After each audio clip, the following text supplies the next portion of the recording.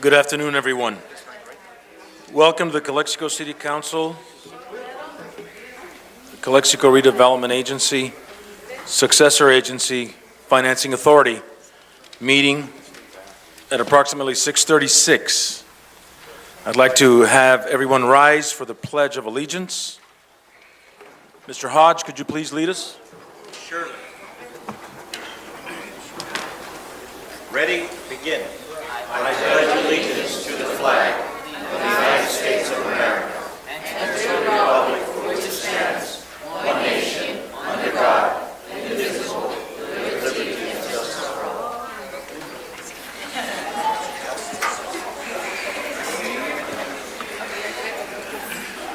Ladies and gentlemen, these proceedings may be viewed on the City of Calexico website at www.calexico.ca.gov the Friday following the City Council meeting.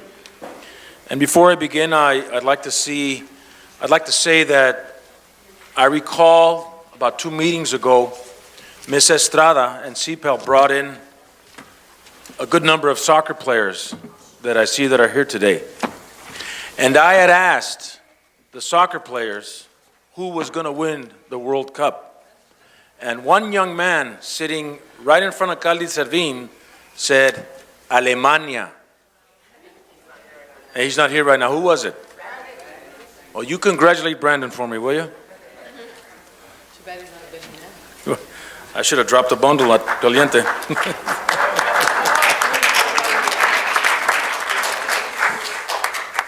We have awards and presentations. I'm sorry. I will defer to our city attorney for closed session announcements. Thank you, Mr. Mayor. The council members met in closed session to discuss items 1 through 3. Items 1 and 3 were discussed. Direction was given. No reportable action was taken.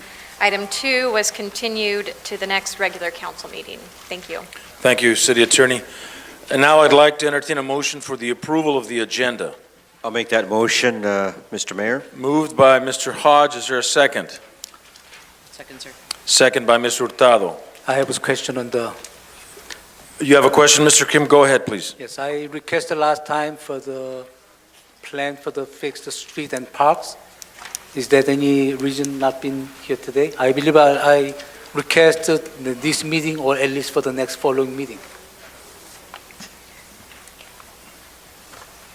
We're still in the process of finalizing the action plan as it relates to the park, and when we have that completed, we will bring it to the city council. Can it be done by the meeting, following regular meeting? Well, we will do the best we can. We are working on the budget, and that currently has the highest priority at this time. But obviously, how we're going to deal with parks will be part of the budget plan. Okay, so I'll look into next meeting then. Okay. Thank you. It was streets or parking, or what was it? Repair plan for the street and parking. We have a lot of potholes, a lot Okay. of sidewalks not functioning. Okay. They broken sidewalks.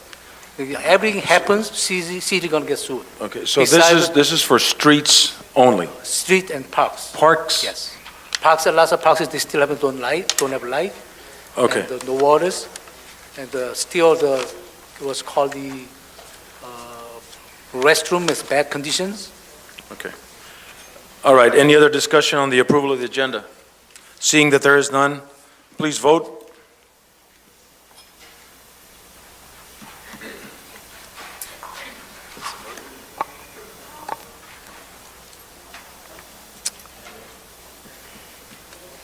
I'll respond by saying aye. Aye. Aye.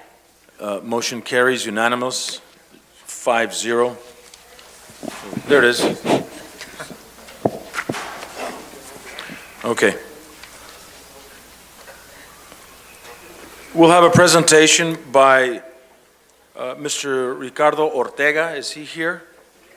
Mr. Ortega will present status of the group's activities for the Calexico Homeless Group. Thank you, Mayor, City Council. Basically, it's not a presentation by myself, but I invited some of the group members to speak, if you will. But first of all, I just wanted to give you a little bit of background. The Calexico Homeless Group started to meet several months ago, actually around February. And we've done 3 events throughout the year. And we still are going to continue to do them, but I thought it was appropriate to give you information of what we're doing. But before I go on, I just wanted to kind of give you a rundown of who the members of the group are. There is a fantastic group of ladies that actually do the food for the homeless persons. The ones that attend our meeting are Blanca Herrera, Norma Garcia, Maria Elena Rivera, Erica Rivera, and John Glazer. Blanca Herrera is going to come up and she's going to say a little bit more about that group because it's really fantastic. The other persons that we invited today is also members of the committee, are 2 homeless persons, Señor Horacio Avalos and Jose Estrada, and they're going to come over. We just wanted you to hear firsthand from them in terms of what they're experiencing. The other persons, of course, is also part of the group are Cindy Alba and Humberto Felix, also Pastor Saúl Garcia, Pastor Gabriel Cerrato, from the Hefferman Memorial, Gloria Grijalva, Silvia Bernal, also from the Clínica de Salud, Cindy Aguilar, from the Calexico Housing Authority, Orlando Johnson, and also from Catholic Charities is Lupe Rodriguez. And additionally, we've had visitors off and on. Maritza, I think, had joined us for a couple of meetings, council person Maritza. I'll be back. And also Mr. Castro and Mr. Hodge have been also at some of our events. Also wanted to mention Elsa Parazo, which also represents Woman Haven. So we have a really, really good cross section of the people that are concerned about the homeless at this time. But I wanted then to introduce right now Jose Estrada y Horacio. They're actually persons that live out in the street. So I just told them to say a little bit so that you can get an idea of what it is to be out there. Señor Estrada.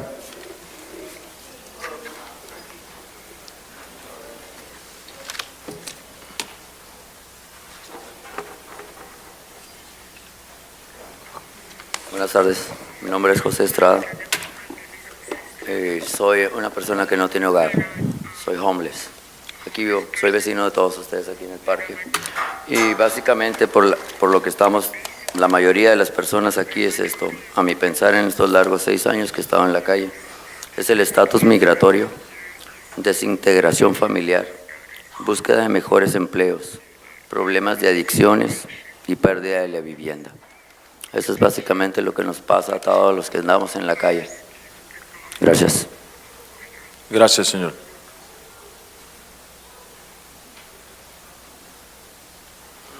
Creo que estoy chaparrito. Buenas tardes, señor Luis Castro, señor Kim, señor Mayor, John Moreno, John Kim y la señora Marixa Hurtado. Sé que este es un gran concilio, sé que están preocupados por la ciudad. He tenido la mala suerte de problemas de salud muchas veces de encontrarme en la calle. Afortunadamente soy de las personas que me he esforzado por estar vivo. Alguna vez el señor Luis Castro, Marixa, el señor John Moreno me han brindado el apoyo para comer. Actualmente estoy en el shelter, afortunadamente ahí me puedo bañar. Parece que no estoy enfermo, pero me hacen diálisis, vivo 4 días cada que me hacen la diálisis. Viví un año muy duro en el parque.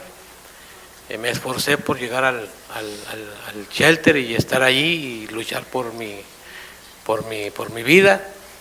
No todas las personas que están en el parque tienen problemas de droga. Hay personas que son como un carro con las luces amarillas. Solamente necesitan el apoyo para levantarse. Estados Unidos es un país extraordinariamente maravilloso, que hay grandes instituciones que solo falta que sean coordinadas para que las personas sean canalizadas y vuelvan a ser productivos. Mi invitación es que yo sé que este concilio está lleno de personas maravillosas, yo sé que ustedes son personas buenas y yo espero en Dios que hagan algo para solucionar este problema, que solamente es cuestión de responsabilidad política. Muchas gracias. Gracias, señor.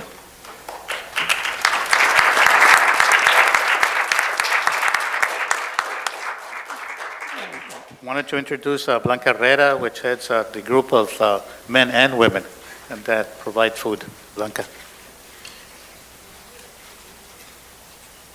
Buenas tardes, soy la señora Blanca Herrera y yo estoy representando a un grupo de personas, de señoras y señores que somos los que damos un desayuno 2 veces por semana allá en el parque. Y vemos todas esas necesidades que hay para con ellos. Por eso nos estamos atreviendo a estar aquí, porque sí es cierto que hay muchos que no son ni drogadictos ni alcohólicos y andan en la calle por problemas y sí necesitan un local donde acudir cuando hace mucho frío o cuando hace mucho calor, o para bañarse, o simplemente para darles un desayuno digno, ¿verdad? Y sí quisiera que los ayudaran. Gracias. Gracias a usted, señora.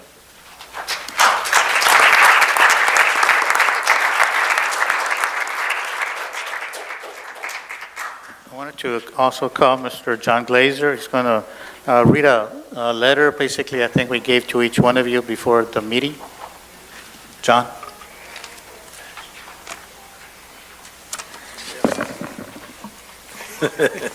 How you doing, Mr. Glazer? Thank you for having us this evening. Okay, the Calexico Homeless Service group was formed in February 2014 to focus on the needs of the homeless persons and families in the community of Calexico. Since that date, we have organized several events where we have provided food, health examinations, hair cutting, and referral information. Our next event is scheduled for July 26, 2014 at 7 o'clock to 10 o'clock at the Calexico Neighborhood House. We believe that our city of Calexico needs to consider a winter-summer emergency shelter for our city's homeless. We are asking space to be provided available where the homeless persons may find help, access to a shower, food, employment services, and a caseworker. The city of Calexico homeless population is at a greater risk of trauma resulting from muggings, beatings, and rape. A shelter would provide a safe place for homeless persons. We believe this would benefit the city by reducing the homeless that stay overnight in the city's parks, alleys, or along our border. Thank you for considering this request. Thank you, Mr. Glazer.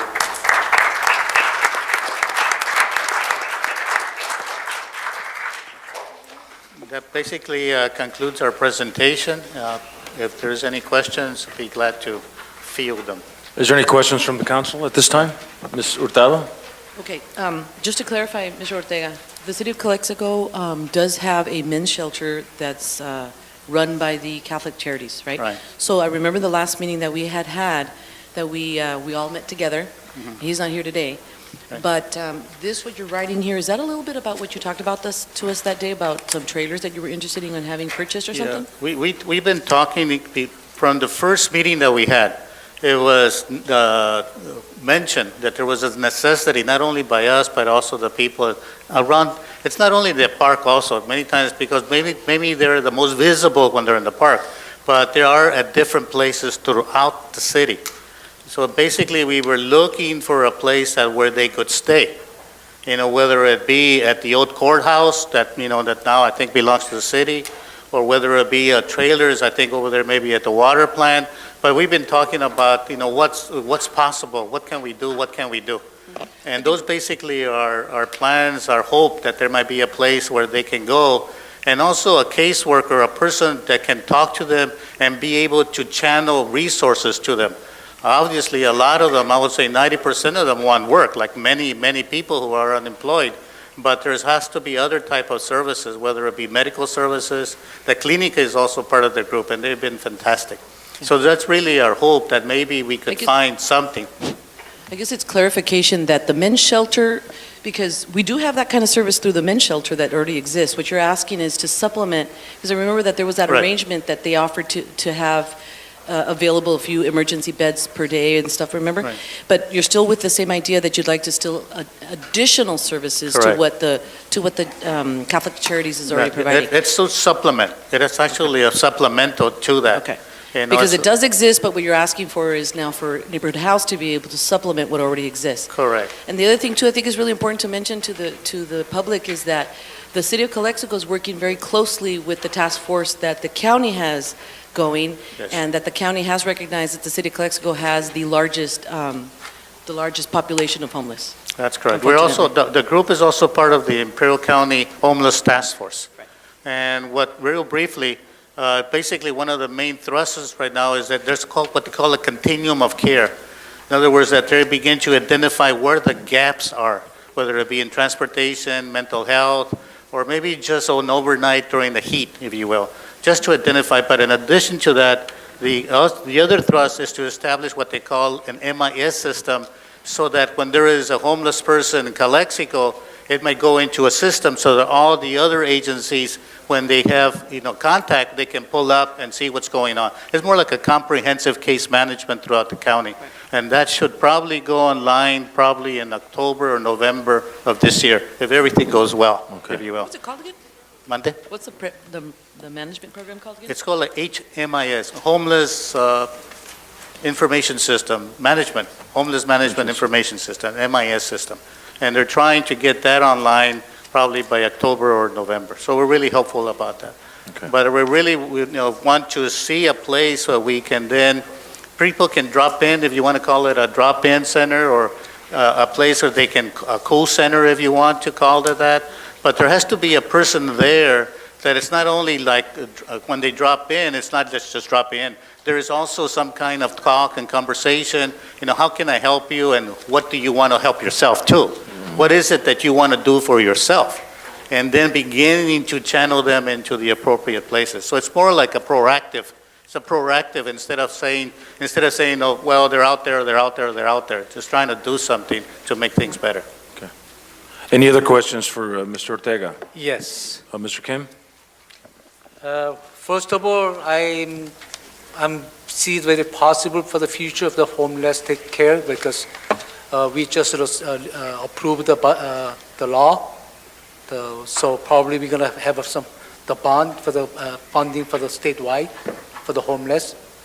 And the other one is the real success of homeless support.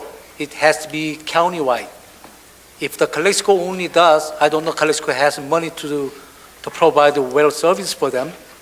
But whatever we manage the money from the state, whatsoever, if we have well established for the help the homeless people, I'm afraid all the countywide the homeless people come to the Calexico.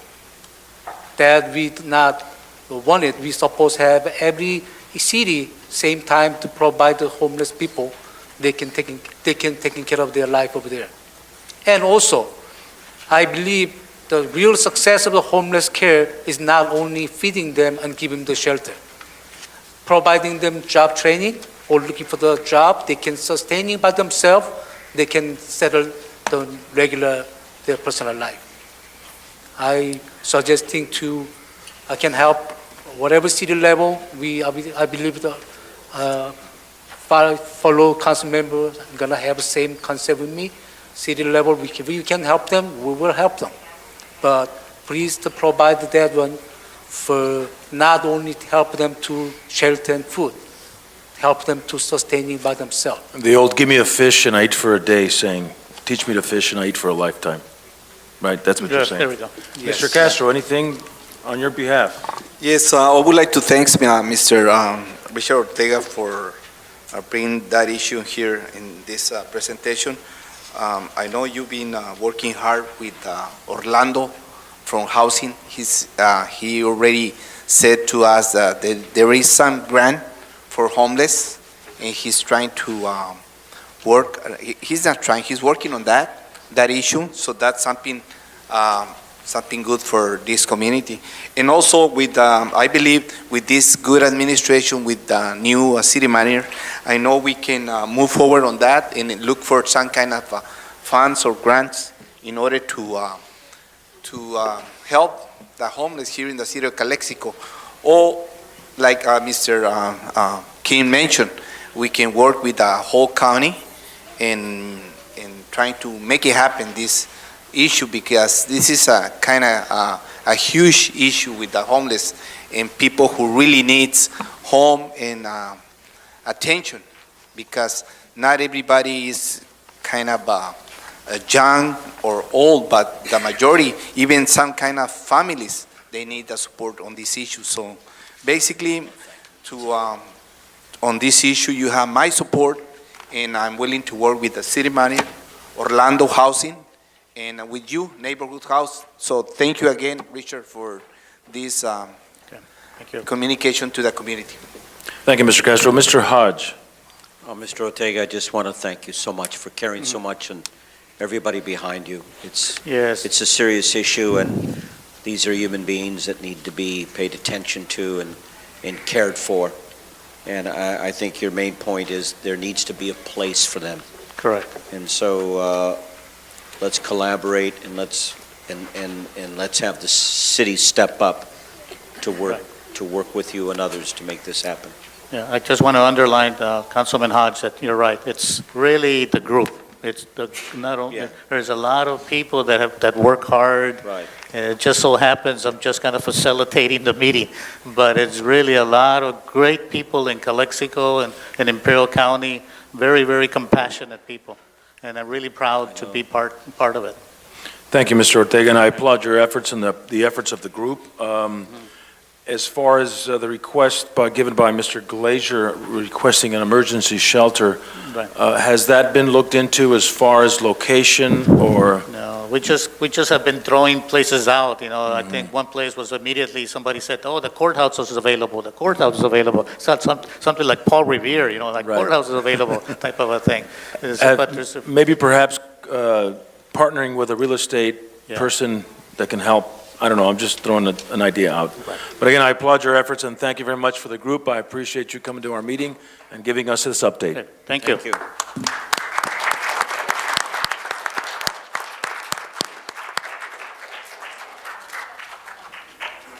Next, we have a presentation by Dr. Monday on Tuesday. I'm just kidding. John. I'm sure you heard that before. The Rocky Mountain Spotted Fever update. Thank you, Mr. Hodge, for requesting this. Thank you.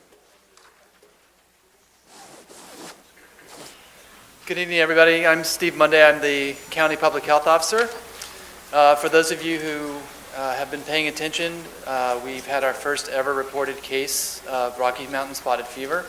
It's not a rare disease in the United States, although it's not very common in California. We have never reported a case nor a death from this disease in Imperial County. I can't discuss the details of the case, obviously, but what I can say is that we are not clear exactly where the person contracted the disease. It's not possible to determine that, so we don't know for certain that they became sick here in the county. It's possible they could have contracted it elsewhere and come here afterward, but we will not be able to prove that. We have investigated the situation, the living arrangements, the environment where this person lived to make sure that we don't feel there's any risk to anyone else in the community. And we have not found any evidence that there have been any additional cases nor that there is any risk. This is a disease that's caused by ticks, only certain types of ticks. Many of them are ticks that commonly affect dogs. So that is a way that someone could get exposed if they have dogs and their dogs are infested with ticks. Then if they are bitten by the ticks, assuming that they become infected, that the person can contract the disease that way. And that may very well be what happened in this case, although there's no way to prove that with certainty. So we have been looking for ticks that might be infected, and we're not finding anything of concern. So far we feel that this is going to be an isolated case. This is something that cannot be transmitted from person to person. As I said, it's transmitted by tick bites and only by an infected tick. And again, the ticks that we've been testing in the environment where the case lived have not demonstrated evidence of this disease. So we feel at this point in time that we are not likely to see other cases from this particular exposure. Of course, that doesn't mean other cases can't occur in the future, particularly, as I said, because somebody could contract this somewhere else and before they actually become ill, could come into the area and then manifest the disease. So if other cases occur, it doesn't mean for certain that they came from this community. Are there any questions? Any questions from the council? Questions? What are the symptoms to look for? Like many diseases, it starts with a fever, and typically people have body aches and they may get a rash. And then depending on how severely ill they get, then it tends to affect other organs of the body and can lead to like renal shutdown, but that's only if they become severely ill. But usually it presents initially as a flu-like illness where somebody has a fever and body aches, and then they just don't get better as you would expect them to, and then again, sometimes they develop a rash as well. Dr. Sunday, you said Monday. Monday. I know it's confusing. Okay. It's caused by ticks. So what we It's should... not caused by ticks. It occurs when ticks are infected with the organism. when they are It's not the infected. tick itself that causes the disease. I see. Well, even with that information, would you recommend that we, as owners of pets, that we just do the usual, the spraying in the backyard and Right. making sure our dogs are not infested with ticks? Correct. Actually, the health department's put out a lot of information in that regard, both to the medical community to make sure that they're on the lookout for this, to the veterinary community to make sure that they're aware that it can affect dogs, but also to the public. And the information that we have shared is basically information regarding how to protect your dogs from ticks and therefore from this disease, and also how to protect yourself. And there are many products that you can get either over the counter or through your veterinarian that will protect your dog from ticks. And in humans, the same type of insect repellent that we recommend to protect you from mosquitoes. So for example, to keep you from getting West Nile, it's called DEET, D-E-E-T. It's a very effective insect repellent. That's what we recommend for protection from ticks as well. You want to make sure that you read the label and make sure that it's at least 20 to 30% because lower concentrations are not as effective. Yeah, I'm sorry, I didn't hear it. Where could one find that information? It's on a website? It's on our website. We've put alerts out. We've sent out flyers. I believe you guys actually have been provided with electronic versions of this as well, and it may be on your website Yes. as well. But if not, it'd be easy enough to get it there. Okay. Well, thank you very, very much, Dr. Monday. Thank you, Dr. Monday. Thank you. Yeah.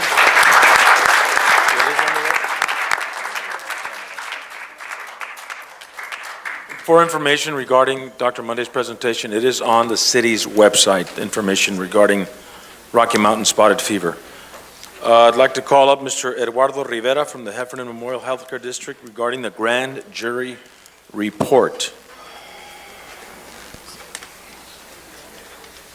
Good evening, Mr. Mayor. I'm not sure whether you want to speed up some of the other items, because I was hoping to ask yourself and the council for a little bit more time to try to explain in detail some of the allegations, false allegations that are contained. Well, then I think what we could do is provide Mr.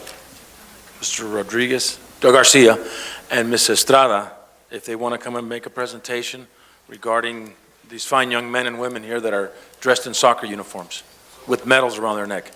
Mr. Garcia, Ms. Estrada, please come forward.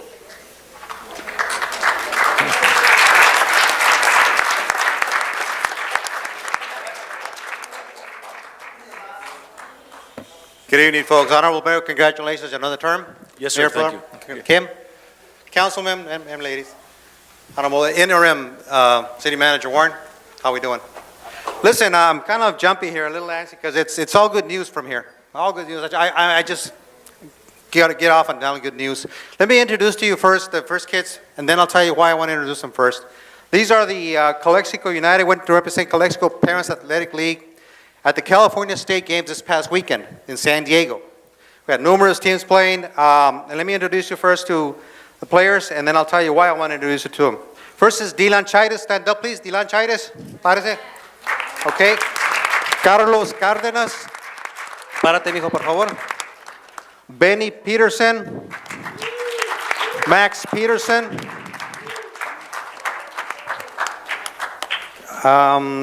Not here is Damian Vizcarra and Enrique Vizcarra, who's of course are practicing and training. Luis Martinez.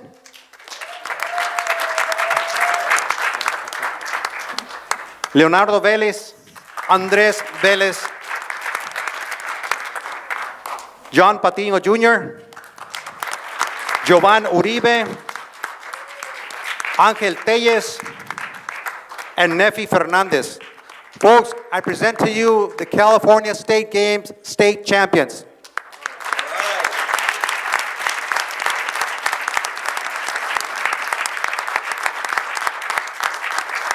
These fine young men, along with the other team I'm going to introduce, by placing these people first place and the other team placed in the medal rounds, got invited to participate in the national tournaments in Nebraska next July. So they will represent the Calexico Parents Athletic League if we come around with funding and so forth to get them to go and participate. That'll be next year, same time of the year, July, Nebraska. The other team that's also going to be recognized today is the 14 and under, headed by Enrique Bojorquez. We have players Arat Lopez, André Barraza, Brandon Briseño, Danny Velázquez, Manuel Pérez, Edwin Partida, Kevin Galvan, Joshua Munguia, Martín Serrano, Martín Saucedo, Javier Ramírez, Sergio Ramírez, Jonathan Duran, Noel Pérez, and Alan Esparza. Before I continue, I need to introduce the coaches for the state champions here. Head coach Carlos Cervantes, Enrique Vizcarra, John Patiño, Edna Cervantes,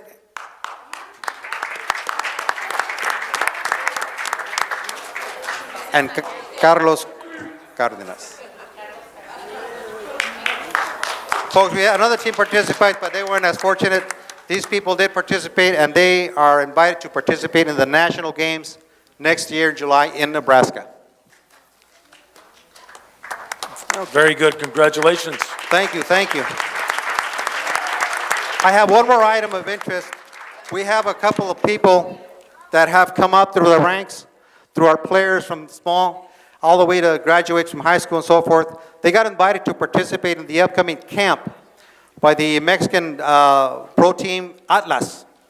And they're going to be doing fundraising around the city, doing whatever they can to raise money, because unfortunately they have to pay for their own way up there. And these players, I don't know if they're here, but I'm going to name them. There's Manuel Salcedo, Alan Castro, Felipe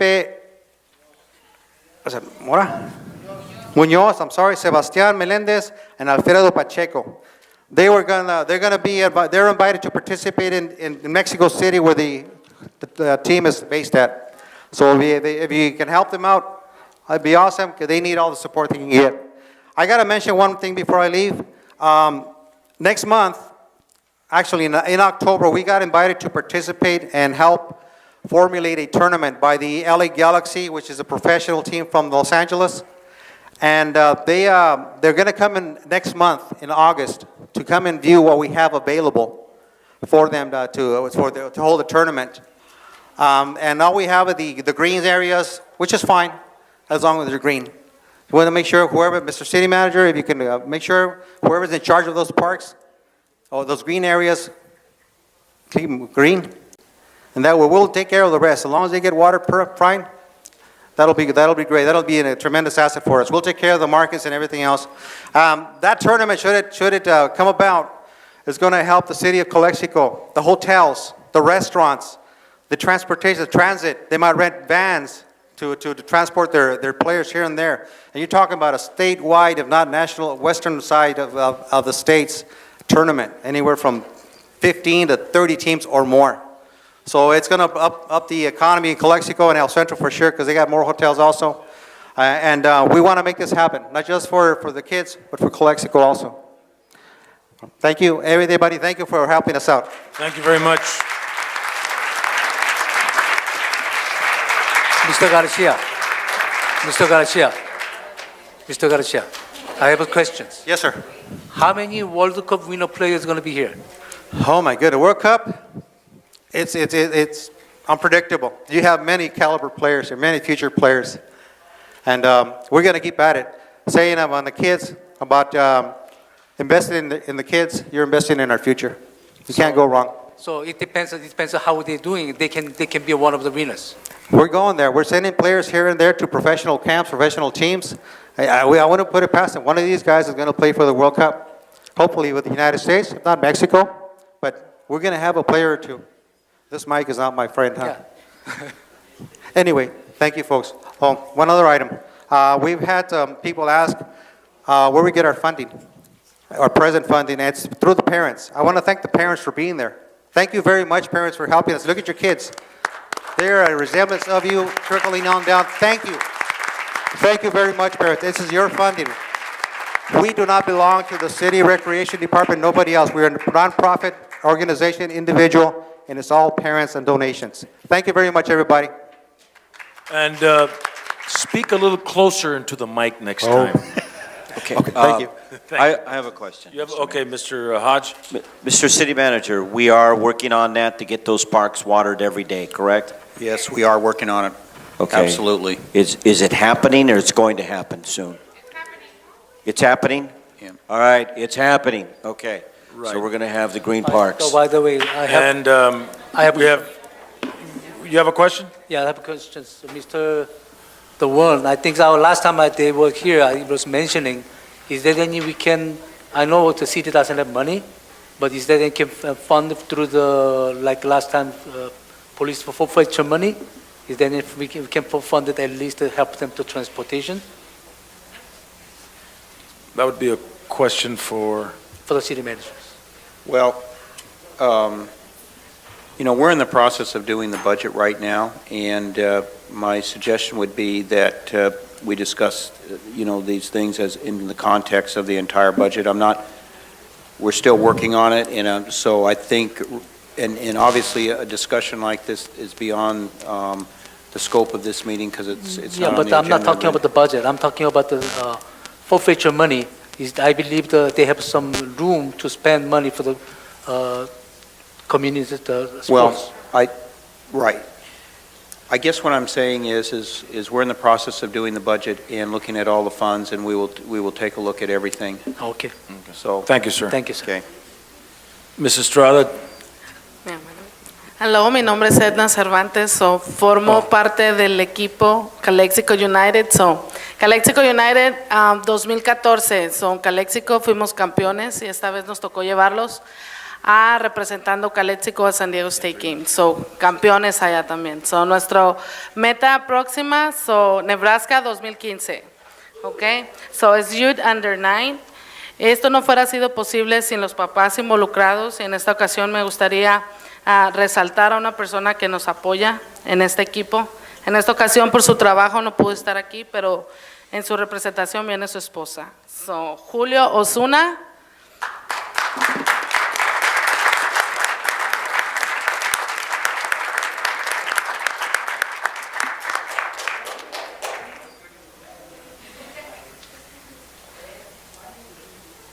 Le hago entrega de esta placa, básicamente dándole las gracias por todo el apoyo, que sin su apoyo en este equipo, todos los niños tienen sus diferentes circunstancias en economía y siempre ha estado con nosotros, dándonos un ojo, qué nos hace falta.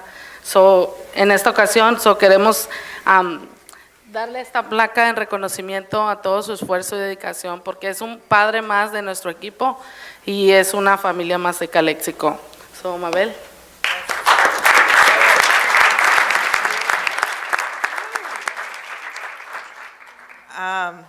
We're very happy for you guys. Congratulations again. And we're very happy to receive this award and to have the opportunity to support the CoCLXC United soccer team. We're very proud of you. I would like to also thank all the parents, the coaches, the assistant coaches, everybody that it was involved.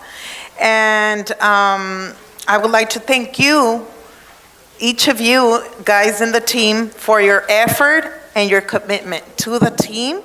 You guys did it. Very good. Muchas gracias les doy al equipo por todo su esfuerzo, toda su dedicación, todo eso tuvo un fruto. Ustedes son campeones. Muchas felicidades.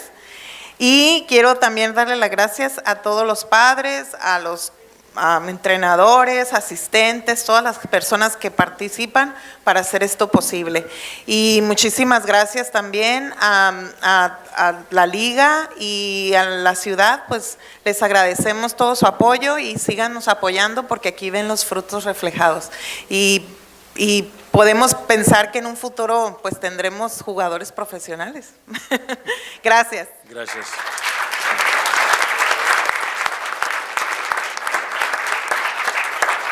Ok, por mi parte sería lo último. Solamente vamos a agradecer que quiero reconocer la persona un día antes de irnos al torneo. Un día antes. Necesitábamos unos uniformes porque tenemos que tener 2 uniformes. Nosotros contábamos con un solo uniforme. Esa persona estuvo ahí al momento que levantó la llamada. En esta ocasión voy a reconocer a la asociación Adrián Córdoba Foundation. Okay. Muchas gracias por el apoyo. También queremos agradecer a los miembros del concilio, Luis Castro, Bill Hodge, que estuvieron ahí con nosotros, Armando Villarreal también, Azteca Tours, Juan Carlos, el Santo Tomás, el señor Joe Acuña también estuvo muy al presente ahí con nosotros. Gracias, señor. Y una vez más, Julio Osuna. Gracias a todas esas personas de buen corazón y que han estado con nosotros en nuestras necesidades. Síganos ayudando. Gracias, Edna.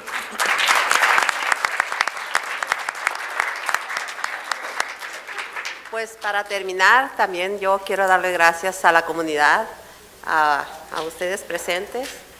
Quiero dar gracias, señora Acuña, muchas gracias, porque a las 11 de la noche nosotros estábamos careciendo de una fuerte cantidad para el camión. Fue algo tan difícil y tan desesperante que no se podía realizar. Señor Hash estuvo con nosotros. También Armando, nosotros somos una organización, no contamos con dinero, contamos con el corazón, pero trabajamos mucho para tener lo que tenemos. Y si no fuera posible por ellos, la verdad, no hubiera sido este sueño. Las caritas de los niños ya casi no realizábamos este viaje, pero son dolores de cabeza al no poder realizar. Pero nosotros cada año es que tenemos que ir ahí y lo hicimos posible y estamos para trabajarnos, para pagar nuestros adeudos, porque sí debemos. ¿Por qué? Porque fuimos a 2 torneos muy grandes que se gastan de 15 a 16 mil dólares. Nosotros como papás ponemos una parte y los patrocinadores otro.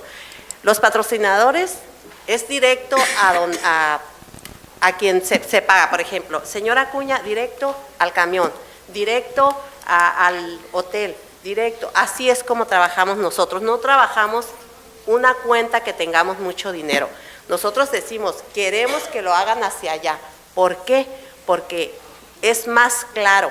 Nosotros lo hacemos muy bien y no contamos, los niños no pagan una cuota para estar en este programa. Cada equipo se controla su dinero. Cada equipo, cuando no tiene un equipo para uniformes, yo soy la que salgo a tocar puertas. Este uniforme es para este equipo. Si un niño no tiene spike o taquetes, soy yo la que voy y digo, necesita este niño. Pero aquí en este programa hay muchos niños que carecen, que tienen humildad, y las personas que entran a este programa, que gracias a Dios Tony es una persona que ayuda al programa, el señor Osuna, que se involucran al programa y se dan cuenta realmente cómo trabajamos. Nosotros necesitamos ayuda y gracias a las personas que confían en nosotros y a los que no, pues también. Muchas gracias. Gracias, señora Estrada.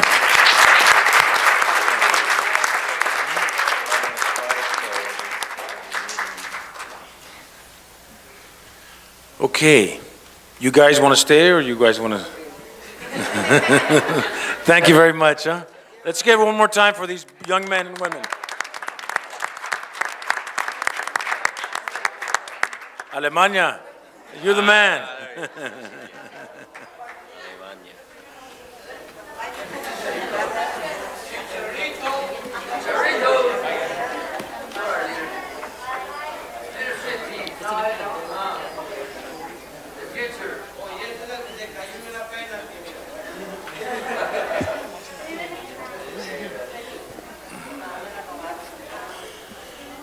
Mr. Rivera,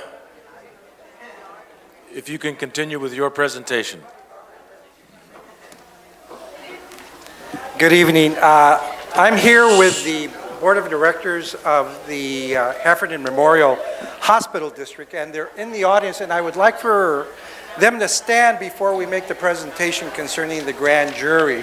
I think all of you know the members of the Heffernan Memorial. I think you've interacted with them over the years.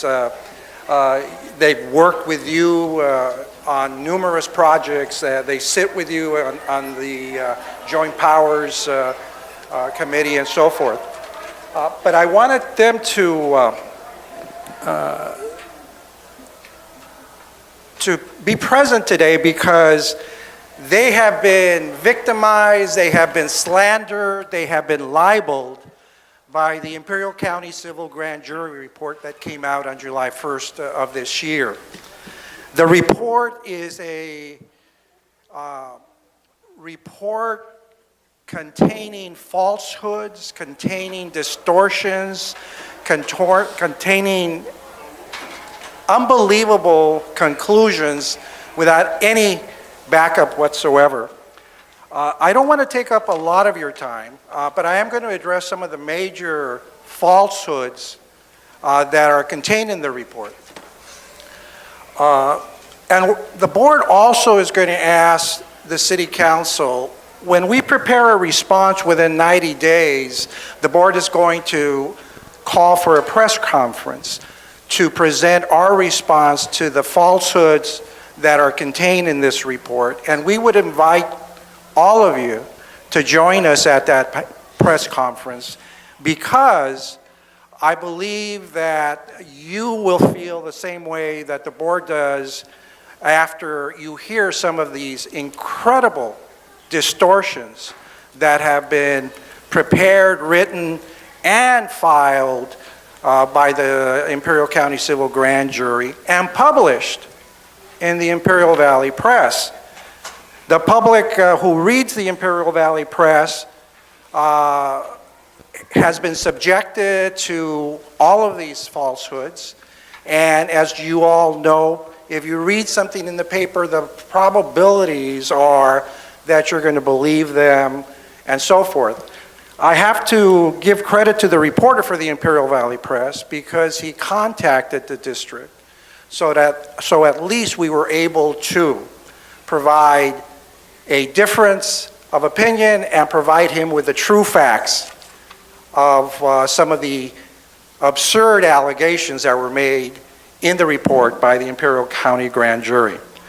I think the most interesting one is an allegation that was made by the grand jury that each one of these members of the Heffernan Memorial Board receives and has received health insurance. And they make an allegation in the report that the board has elected to cover themselves with health care insurance at a tune of about $17,000 per board member per year. There is absolutely no truth to the fact that these board members spend $17,000 per board member per year for health insurance. You have board members that are covered by health insurance from El Centro Regional Medical Center. You have board members that are covered by the City of Calexico's health insurance because they're ex-employees. You have employees that are covered by Obamacare.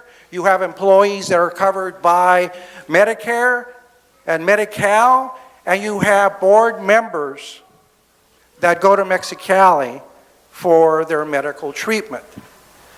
How a civil grand jury came to the conclusion that these board members received health insurance is unbelievable, that it leads us to the conclusion that this falsehood is malicious, intentional, reckless, negligent, and beneath the status of any civil grand jury and the people that have served in the past. It's it's an embarrassment for this type of report to be prepared and these conclusions to be reached. Now, let me share with you a very small item of cost. The grand jury comes to the conclusion that Heffernan pays $650 per month for landscaping fees. All of you are aware that Heffernan Memorial was sited at the Hacienda Heights Plaza over where the old Bank of America used to be, over there by Robinson Ford, for the past, 3-4 years, prior to moving over to the district office that's right across from City Hall. At no time during those 5 years had any expenses for landscaping been incurred because there was no landscaping at Hacienda Plaza. The landscaping here across the street is covered by the border bandits in exchange for the use of the facilities. How a civil grand jury would print in their report that the district makes a $650 a month landscaping expense and pays that is beyond comprehension. The civil grand jury states that we have a bookkeeper and we have a clerk to the board that are paid $300 an hour for their work. How is that possible that a civil grand jury would come to the conclusion that these young women are paid $300 an hour? But yet it's in the report, it's published, it's been filed, it's been in the paper. If that isn't irresponsible, if that isn't malicious, if that isn't intentional, I don't know what it is.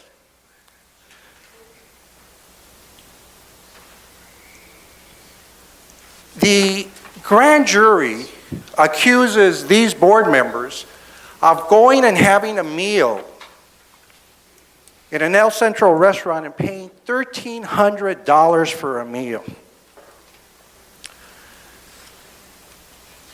Heffernan Memorial received a $30,000 grant from an Alliance Healthcare organization for the establishment of a telemedicine program in conjunction with Clínicas del Salud. As part of that grant, Alliance requested that there be a presentation dinner to introduce Alliance to the Imperial Valley, to introduce Clínicas de Salud and Heffernan's project to the Imperial Valley. Doctors, nurses, PAs were also invited. The funds for those $1,300 was paid out of the Alliance grant. Yet, the county grand jury accuses these women of going out and having a $1,300 lunch. The allegation is absurd. The civil grand jury is accusing the district of paying $9,200 per month for legal fees. That's what's in the report. That was what was published. And that what came out in the Imperial Valley Press. We do not understand where the grand jury obtained this information. They distorted facts. They distorted figures.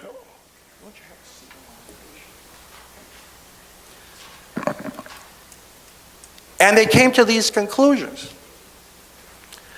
The Imperial County Grand Jury states that Heffernan uses 94% of its monies for office administrations, for stipends, for health care, and so forth. That is an absolute falsehood. We have the audit from George Wu that was completed last June 30th for 2013, if they would have read the audit, they would have realized that that is incorrect. It's false. The civil grand jury indicates that Heffernan, approximately 5 years ago, entered into an agreement to purchase some property with Megapark. That project is still ongoing. I've talked to Mr. Savigin approximately 30 days ago or 2 weeks ago, and that project is due to be finalized upon payment of, I believe, $40,000 to $50,000 for the completion of the mapping. Heffernan had a contract to purchase 15, 18 acres out there. Heffernan gave $500,000. Heffernan got a note and it was secured by a deed of trust on the piece of property over there. Yet, in the grand jury report, and it was a purchase option. If certain conditions were met, Heffernan would have purchased the property. Well, the conditions weren't met. The property was not purchased. The money is being requested to be repaid. We have a note and a deed of trust that we're going to continue working on. But the grand jury, in its reports, indicates that there is no evidence of purchase of the property, and therefore the activities of Heffernan in the purchase of this property are suspect. We can't understand how to tell them that there was no purchase of the property. Yet, in their report, they insist that there is no evidence of property purchase, there's no evidence of recordation of title. We just don't know how to deal with allegations like this. Now,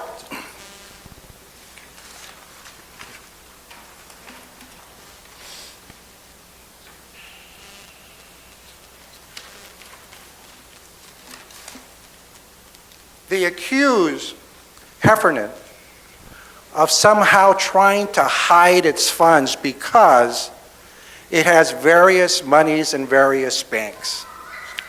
Each month, Heffernan publishes a treasurer's report, which indicates the banks that we're using, and currently we're using Sun Community and Rabobank. There's two banks, and we have the money there. They make an allegation, and I'll read it to you just so you can understand what these people are trying to distort.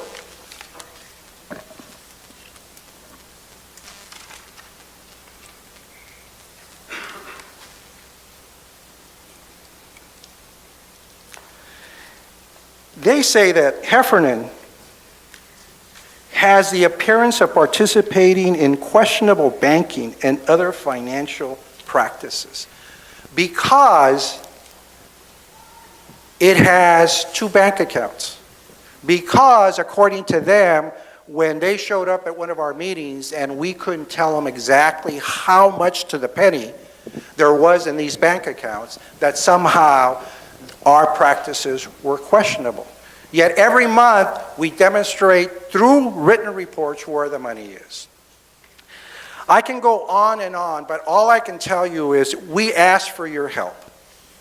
Because anybody with any common sense, anybody with any basic decency would look at the documents, the information provided by Heffernan, and could not reach these conclusions.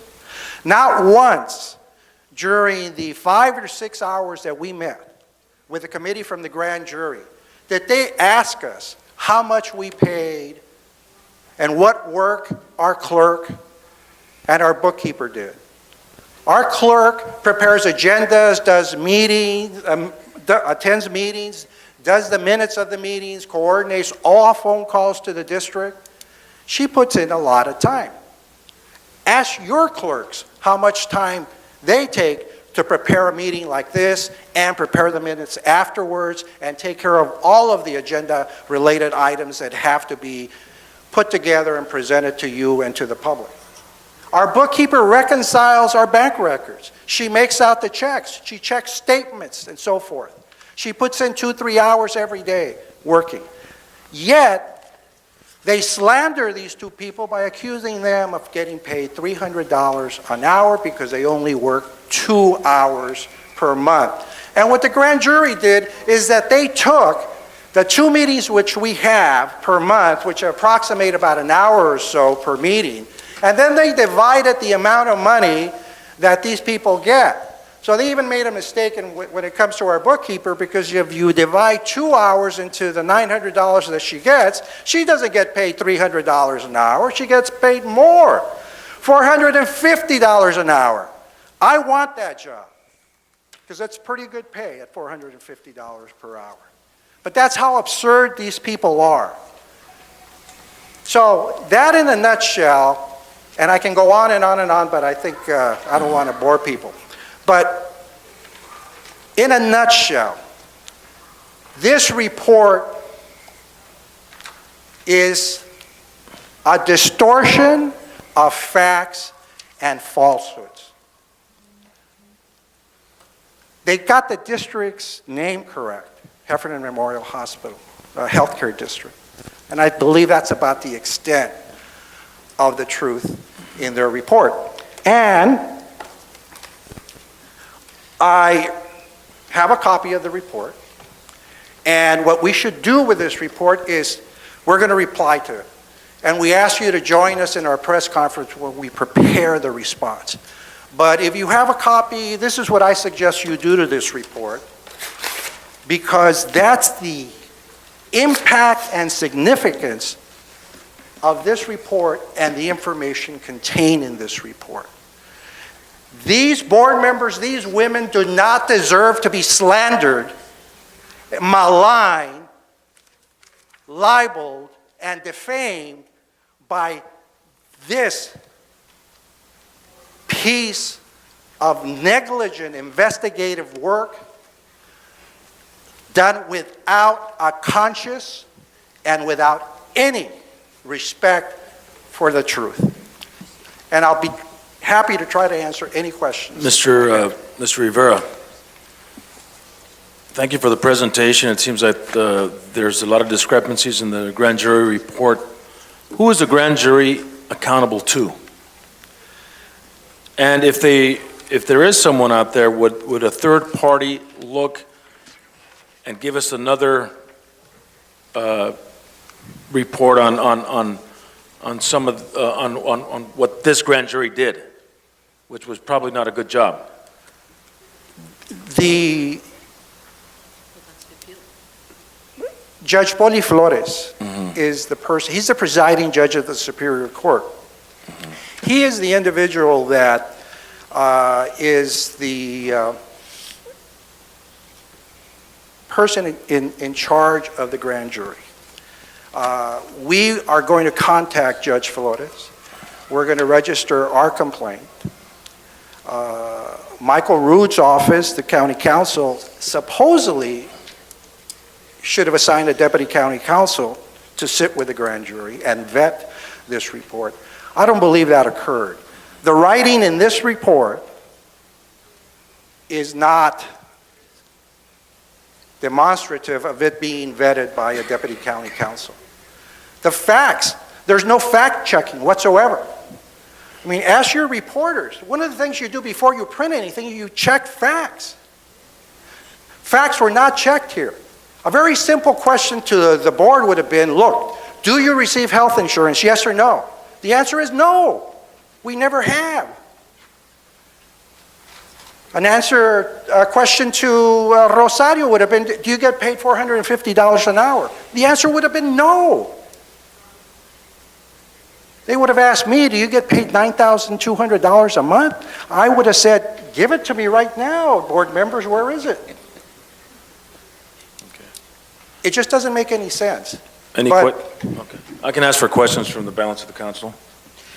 Mr. Rivera, I read the report. I don't have a long history with the board, but I tell you, it was not professional in any manner. It was very flimsy, it was convoluted, hard to understand, and I could tell that there were a lot of facts that were just unfounded. Very flimsy in its evidence, and the thing that bothers me the most, that what you have said is when they're investigating, they didn't even go to the real source, and that was you and the board. I mean, if you want to get the answers, you go to the real source. And so it makes me question, where did they go? You know, who did they talk to if they didn't talk to the board members? So I don't think it's a very good report, and I agree there are some huge discrepancies between what you have stated and articulated so well. And you know, the record for Heifer and Board stands really well. They do a tremendous amount of work, a tremendous amount of giving over the years, and we have a long list here of what they've done. And you know, to request or to recommend, they recommend that they want to dismantle is absolutely ludicrous, because that money would go to the county and we would not get one penny of it. And that money is being used and can continue to be used for the benefit and health and welfare of our community. And here's one thing that really upset me, and some women might find it hard to believe this, but when I was there with Councilman Castro, I sensed an undertone. Now, this has nothing to do with the report, but it did bother me. I sensed a sexist undertone. These men seem to have some kind of disdain for these women. They didn't come out and say it, but I sensed it, and the physical behavior indicated to it, like, oh, these women don't know what they're doing. They can't run an organization. And that's just plain BS. That's just plain BS, and that's extremely disrespectful. The snickering that was going on, and that undercurrent of disdain. So I think, with everything else said, I think that's an important factor to take in consideration, because of the, you know, there's no credibility here. There's no credibility here. So that's all I want to say. Thank you, Mr. Hodge. Anyone else? Mr. Yes, Castro? yes, I would like to mention that, well, I'm concur with Mr. Bill Hodge. Everything what he's saying is true, and also I want to tell everybody that I've been in the JPA board member for almost 4 years, and I haven't seen no problem with that board. What Mr. Bill mentioned, this civil grand jury, they recommend to take or to dissolve this agency, Jefferson Memorial Hospital Board, and to take the money to the same agency in the county. My point on this issue is that money from Jefferson Memorial Hospital Board and the money from JPA, that money is committed to this community, not to the county. Not this community need to take advantage of this issue. I have with me several donations with me since 2006 until 2013. Jefferson Memorial Hospital Board, I've been involved with them as a JPA member. They donate like for ambulance. They donate to all the wellness wellness program. I mean, there is so many donations. The last one that I read on and it's been in a few weeks was with I believe with CoCLXC to the CoCLXC Police Athletic League sport. They Jefferson Memorial Hospital Board, they donate $25,000 for this community. So, like Mr. Rivera mentioned, there is some kind, they give us erroneous information, they came up with erroneous information that the board members, they have a health insurance and they pay, I mean, Heffernan pay like $17,000 a year for each of them, for each of the board members. That is a big lie, a big lie. And you know what, we are not here to criticize, but at the same time, they came up, the grand jury came up with the majority, what they report is lying. Because I'm telling you, I've been as a board member, and I haven't seen nothing wrong. That we make mistakes, yes, we make mistakes like everybody.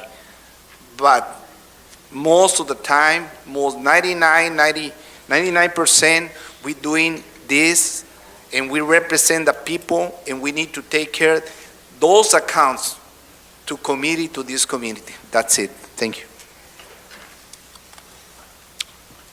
I think so. I gotta take some time for speak. I got called from the people, the requesting about the what money revenue source for the Heffernan board. Is that only from the CoCLXC or countywide? And also they've been telling me why don't we dissolve the Heffernan board so much issues? And they made the wrong the participation on the mega park, they make us to losing money. And they call why so much things is being reported in the newspaper and cited under anything. There have been several issues brought me to talking point about the Heffernan board. I believe last time, about a couple weeks ago, I think Mr. Rivera and the Heffernan board member was presenting the mega park project. And I believe this is time for the Heffernan board to take the stance to clarifying their name and their past practice or for the future practice. The one thing I was asking last time about what the Heffernan board is going to do for the recouping the $50.5 million to we give the mega park. I believe the Heffernan board have to take some decision and take action to show the community to try to recouping the money. That I believe that's a first priority. Then others issues. Then other issues I believe I believe Heffernan board has bookkeeping. They can be challenged. They can be answered back to them. I believe the Heffernan board has anything wrong.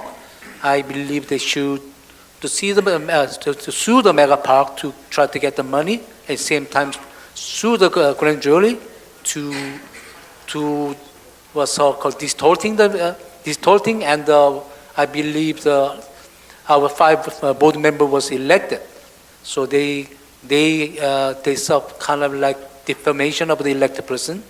They should be that one, and also but again that in order to that, Heffernan board have to make the clear decision to show the community to clearly they try to, whatever reason to they put the money for the wrongly invested money or wrongly donate the money, and they have to try to show them community to effort to clean up. You guys been doing a lot of the donation to the city, a lot of good things have been done, but the one made one or maybe more than one. But whatever you guys made a mistake is concluding everything has been wrong. Are there any So I questions will- that you have, Mr. Kim? Yeah, that's my, I'm concluding. Okay, thank you. So I believe this is time to take the Heffernan board member to take the action to try to clean up all the messes, and also whatever you believe that have been wrong, you should take the stand for the your name. Thank you, Mr. Kim. Ms. Hurtado, do you have any questions? Actually, do you have a question? After the election of 2012, I remember that when I participated for a period of time with the JPA, there was the actual switchover of the technicality of removing the elected, and it may be JPA, not necessarily the board, but the finance officer, Mr. Moreno, and that is then when Rosario, I forget her last name, then picked up the actual work to actually, because it's really not that much activity. So there was that discussion where Rosario will be in charge of this. And the question is this, because of what's occurring here, who would be then, because I don't recall what ended up happening there, because it was a kind of interesting question that being that when we had the elected treasurer for the city of Calexico, that elected treasurer was also the treasurer for the board, or not necessarily the board, the JPA. So it was a little bit interesting, who would be the actual fiscal officer or responsible party? Would it be Rosario now that's going to be No, facing all of Rosario is that? just an employee and does the actual manual work of taking care of the accounting, the Right. books, the checks, and She's so not forth. an accountant, she's a bookkeeper. But I remember that was still kind of fuzzy as far as would there be any fiscal officer? We talked about our finance manager being the treasurer for the agency. That's not addressed by the grand jury. And that's a situation where under the Calexico Muni Code and the establishment of the Special Calexico Financing Authority, the designated financial officer for the authority was the elected treasurer of the Right. city 'Cause of it seems Calexico. like- You've changed that, so now you've got an appointed Correct. treasurer. So that's something that you at the city are going to have to determine. And that was for the that JPA role. only then?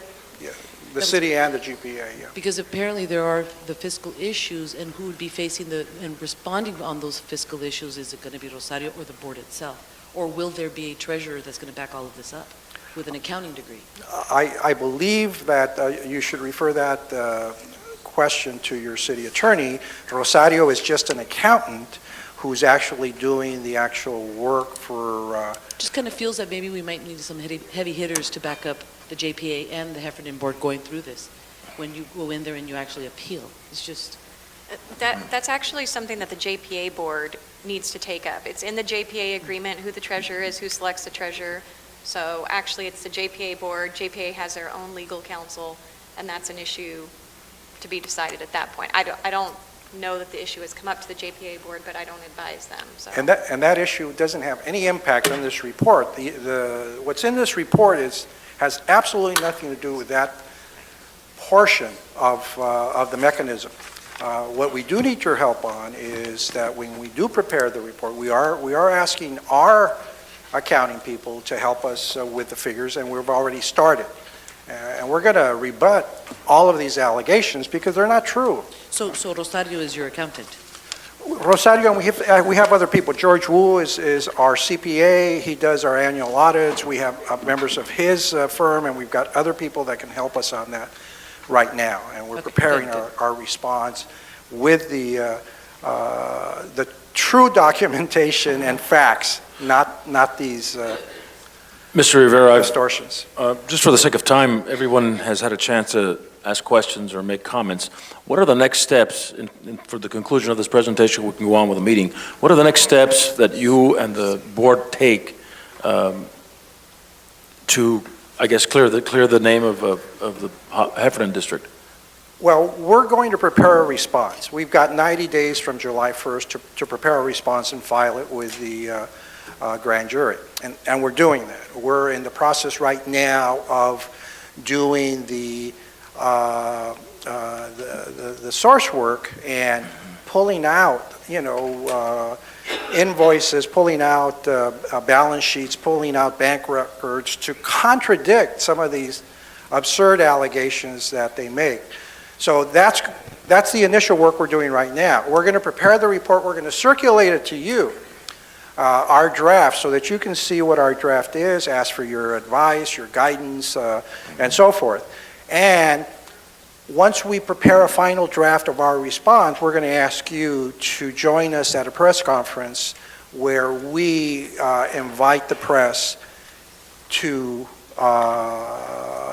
come and view our response, ask us questions, completely present all of our information so there's no doubt. We told the grand jury time and time and time again that all of our records are open, they could come anytime they wanted to. We never got a single piece of paper from them concerning this investigation. Not one piece of paper on a county civil grand jury letterhead saying, you know, this is what we're looking at, this is what we want. None. We were left in the situation that we didn't know what they were thinking. We are not mind readers. We could not tell that they were looking at health insurance. Because if we did know that they were looking at health insurance, we would have told them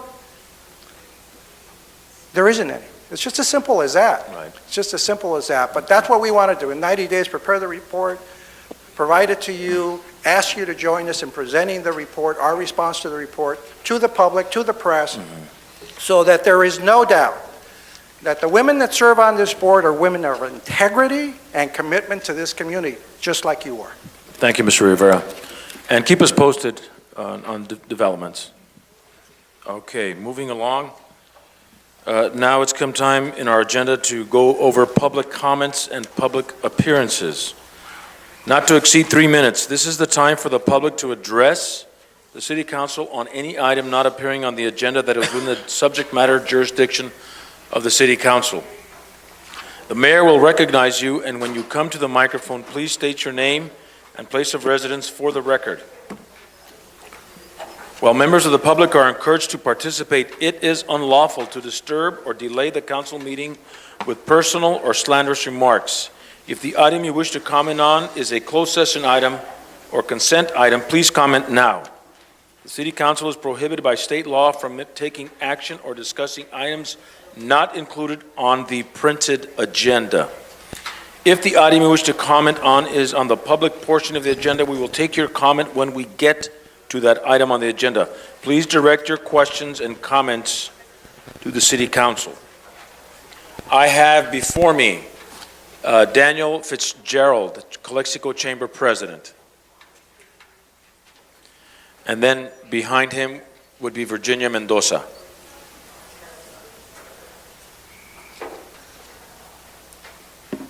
Good evening, council members, city manager, city attorney. Just wanted to come up to the floor on behalf of the board of directors for the Calexico Chamber of Commerce. In particular, we want to recognize Bill Hodge as the mayor for the last year. We wanted to thank him and appreciate him. The city of Calexico, as you as the council members know, are a big supporter of the Chamber of Commerce, of the Mariachi Festival, of the Calexico Christmas Parade, and of course one of our primary chairman circle members. And so we want to thank Mayor Hodge, who also serves on the subcommittee for us, but want to thank him and recognize him for his service this past year.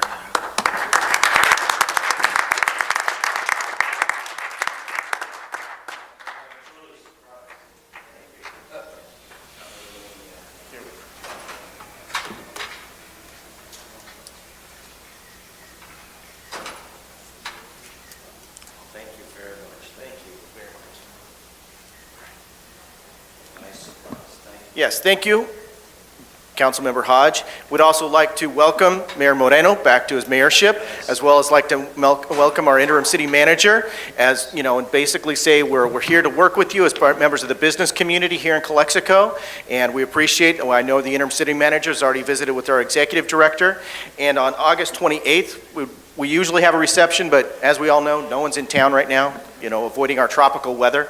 And so we'd like to postpone that and put that on August 28th as part of our Back to Business Mixer. Also have a reception honoring the interim city manager as well as our mayor. So again, you're welcome to come for that on August 28th. Okay. So thank you. Thank you very much, Mr. Fitzgerald. August 28th. And where's it going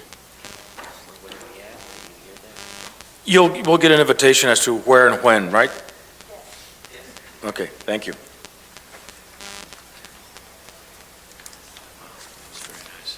Okay, Mr. Kim. You can stop it and reset it. Virginia Mendoza, and then after her, we have John Romo. Ms. Mendoza?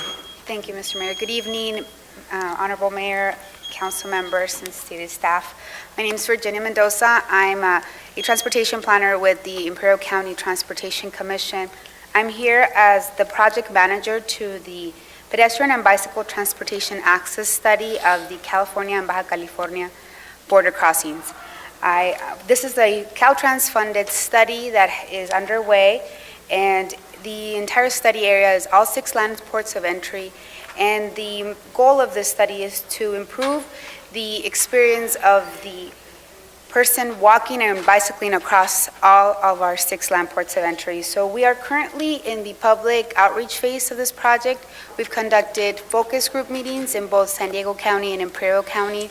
We've outreached many agencies from both sides of the border, as well as community groups and economic development agencies from both sides of the border as well, and we've successfully received input.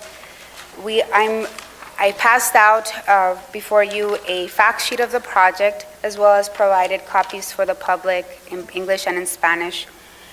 We have this available also on our website. And the next steps that we are working on are community workshops, which will be held next week, beginning on Monday at San Isidro and Otay.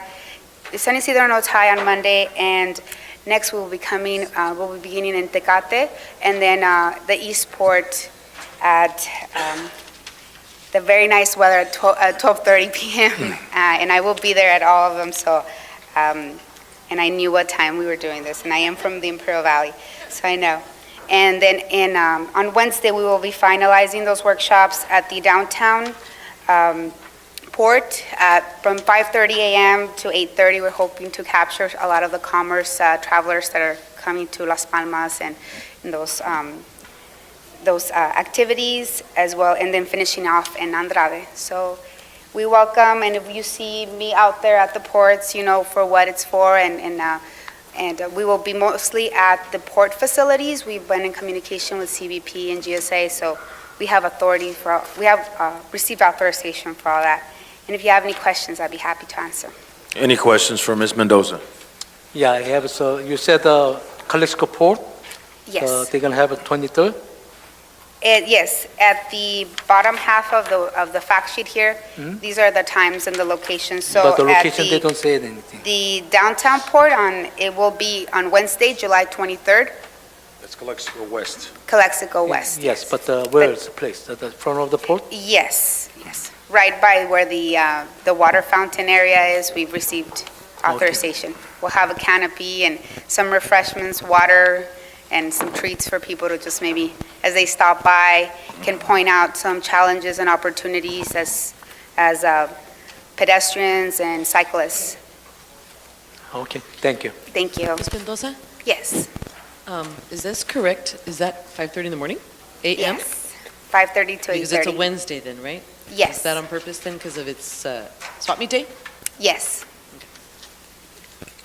We will be doing a similar type of outreach in the fall, where we will be doing some behavioral analysis to see if we can capture some of the students that cross, as well as some of the workers that cross as well. July 22nd, there is no school. No, we will be doing a A later one. follow-up into the fall. Okay, okay. To see the students across it. Oh, yeah, no, we not could have- right now. Okay. And any other questions for Ms. Mendoza? Mr. Kim will be there on Wednesday at 5:30 a.m. Or at 8 a.m. I'll be on vacation. Thank you very much, Ms. Mendoza. I Thank you appreciate very it. much for your time. Mr. Romo is on deck. Is he here? He's not? And Carmen Estrada may hear present. Mr. Romo, yeah, there he is. I moved. Yeah. Good evening, council members, Mr. Mayor, Lyons, city manager.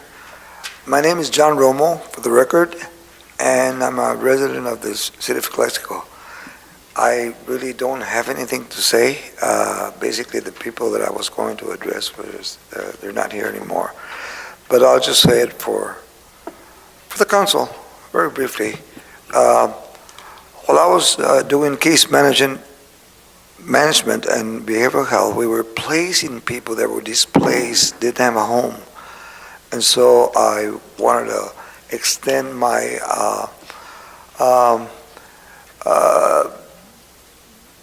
to see if Mr. Ricardo Ortega wanted some help on that, because we were placing people in El Centro, Brawley, and of course there were many more apartments out there available, which is a big issue. Now this homeless thing has been going on for many years back, and I will contact Ricardo, and but just for your information. The second other item that I didn't know was going to come up here, and I feel for that, is about this report on the Heffernan board. I agree with Mr. Rivera, what Mr. Rivera said. You read something in the newspaper, and you actually don't know whether it's true or not. And you need to go to the sources. People have the tendency to point fingers without even knowing, and I'm not blaming the newspapers. We have a fine gentleman here that I met a long time ago, or maybe it was your dad, I don't know who it is, but that's not undermining this newspaper or any newspaper. I just don't read the papers anymore. And when you read a paper, the tendency is for persons that read a paper or says, you know what, that lady's selling tortillas over there, and she's not, doesn't have a permit. So it goes on with like wildfire. And basically, I concur with Mr. Rivera. You know, it's just what you read. Maybe that's not the truth. At this point, I don't know what's happening. So I just feel that Mr. Rivera should go on with it and go forward and do what he has to do. As far as homeless, I'll contact Mr. Ricardo Ortega because I feel for the homeless and I work with them. So that's all, Mr. Mayor. Thank you very much, Mr. Romo. Next, we have Mr. Horacio Avalos.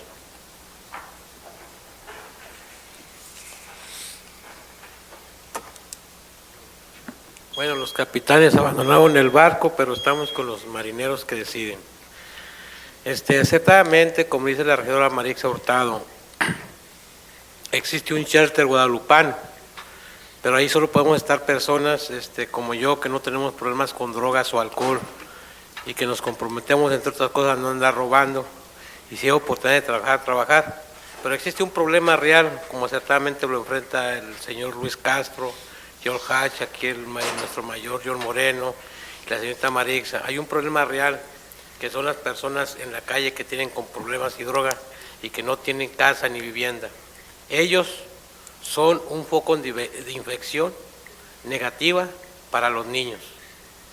Ustedes como autoridad, si levantan la persiana van a ver que ahí están dormidos en la noche, en la mañana pasan los niños a la escuela y ahí están estas personas con problemas de droga, con problemas de alcohol. Entonces, ¿para qué se requiere un nuevo lugar?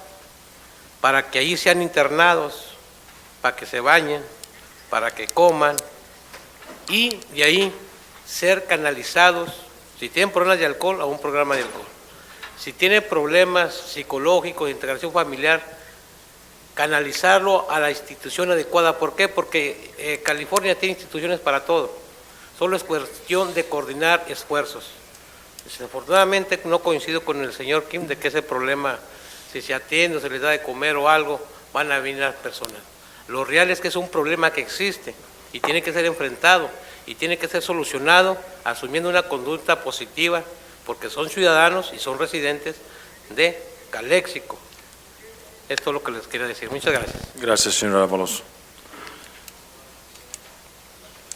Now we come to the point in the meeting where we get comments from the city council members and reports of meetings attended. And I'll start over here to my extreme left with our Councilwoman Marita Hurtado. Are you not ready? Then I'll go with former Mayor Bill Hodge.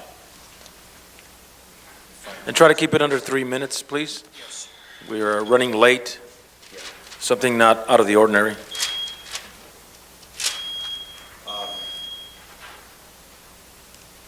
as many of you know, there was a tragic accident with beloved Vice Principal Alba Sasuerta. She has been transported to a United States hospital, Fort Lauderdale. And we had a car wash, but there's going to be a long road ahead of her for recovery. And so I don't think as a body the council can do anything, but I just want to appeal to each and every one of us to give whatever we can and help in any way that we can. And there was an email by Mrs. Ambris, but I'll just repeat it. You can send donations to the CoCLXC Education Foundation. And when you write that check out, write Alba Sasuerta's Fund on the memo line. So that's very important. That's all I wanted to say, Mr. Mayor. Thank you very much. Mr. Kim. She's ready now. You ready? Okay, Ms. Hurtado. Thank you for keeping it under a minute. Just 1 minute. No, under 3 minutes, if you will.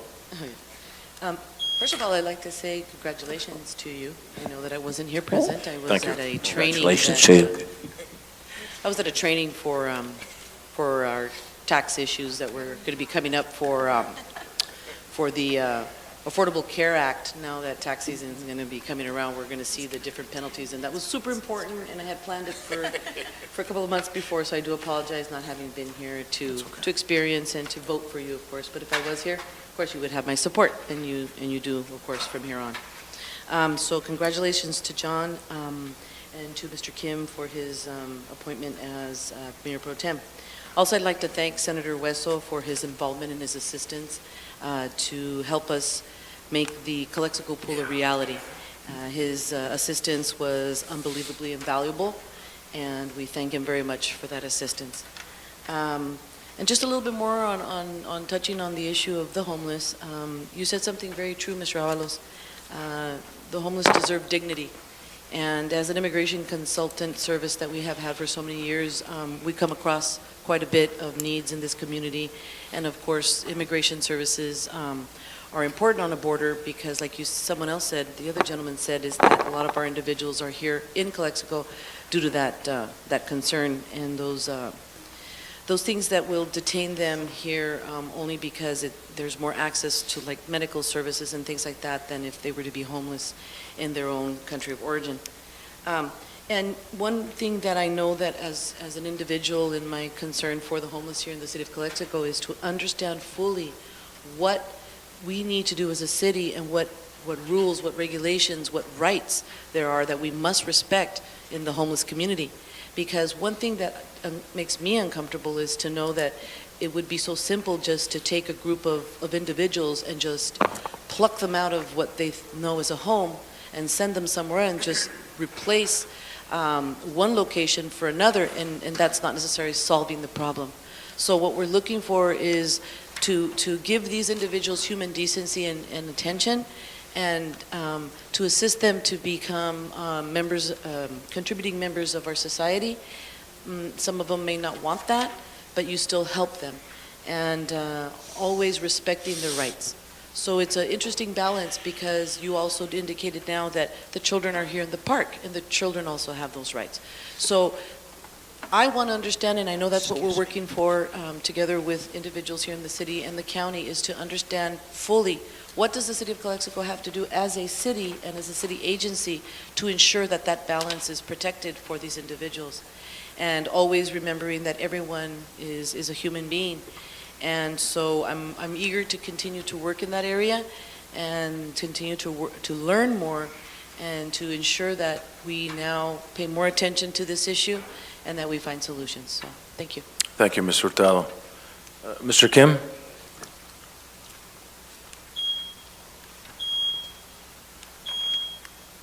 I have to count my own too. Okay, first of all, the Mr. Huesos, he brought us $2.7 million grant for our pool, and I'm glad we have representing elected person, our real representing the CoCLXC. I'm glad to he be able to managing. He wasn't making much noise, but he worked it to get it. I'm thanking for the Mr. West again. And I believe I'm looking into the Mr. Vargas presentation. They were planned the last time, probably have a lack of the communication. It didn't go through. I believe our staff and the Mr. Vargas represent Mr. Felix there. Probably we can arranging for the future presentation from the Mr. Vargas about the new port of entry. Okay, and the other one was local issues. I went to 4th of July ceremony from the city, according to what the Chamber of Commerce been organizing the meeting for the behalf of the city. Over there, I have been receiving the complaint from the people. Actually, we've been notified very late, just one day before the warehouse.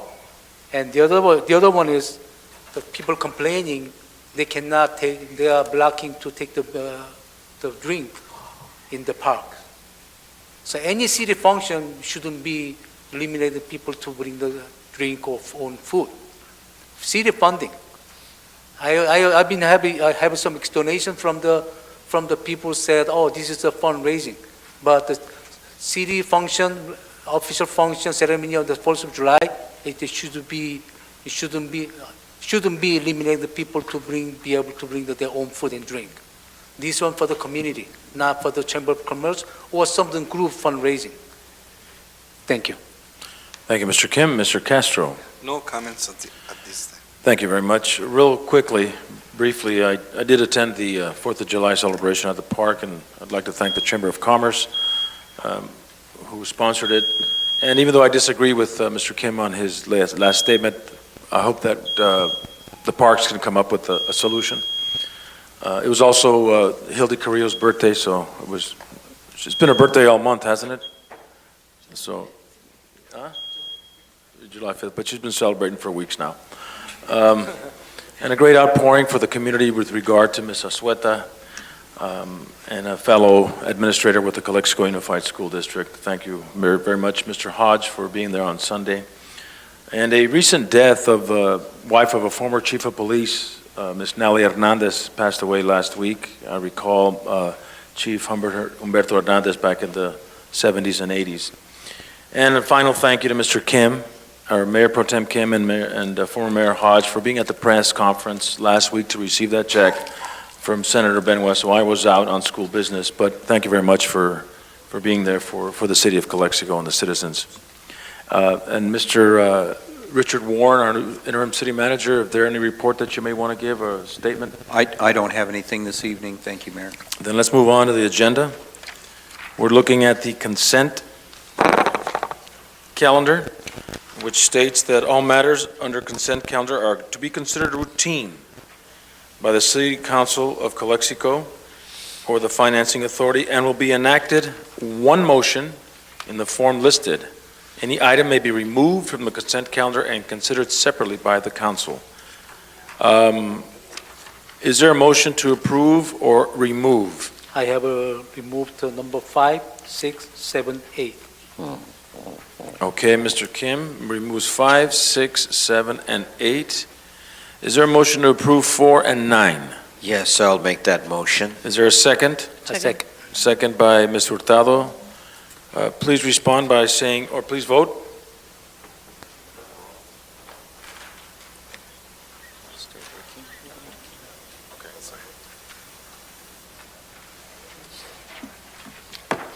There we go. It's working. Oh, yes. Now. Sorry. Oh, boy. Okay, it passes 4 and 9. There you go. 4 and 9 pass.